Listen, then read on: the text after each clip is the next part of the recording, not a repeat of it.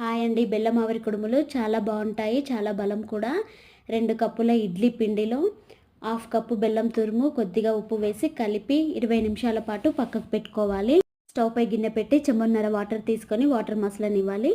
ఇప్పుడు బెల్లం కరిగిపోయింది. ఇప్పుడు దీంట్లోకి కొద్దిగా యాలకుల పొడి, 1 టేబుల్ స్పూన్ కొబ్బరి తురుము వేసుకొని కలుపుకోవాలి. ఇప్పుడు ఇంట్లో ఉన్న గిన్నెల్లో ఇలా నెయ్యి అప్లై చేసుకొని ఈ మిశ్రమాన్ని అందులో వేసేసుకోవాలి. ఇప్పుడు ఒకసారి ట్యాప్ చేసి మసులుతున్న నీళ్ళపైన ఒక గిన్నెను పెట్టి ఇలా ఆవిరి పైన 20 నిమిషాల పాటు ఉడికించుకోవాలి. అంతే అండి, బెల్లం ఆవిరి కుడుములు రెడీ అయిపోయాయి. వీటిపైన నెయ్యి వేసుకొని తింటే చాలా బాగుంటుంది. ఇది పిల్లలు ఎంతో ఇష్టంగా తింటారు. ఇది పిల్లలకైనా పెద్దలకైనా చాలా బలమైన ఫుడ్, చాలా హెల్దీ అండి. తప్పకుండా ట్రై చేయండి. మీకు కనుక ఈ వీడియో నచ్చినట్లయితే please like and subscribe. Please follow for more.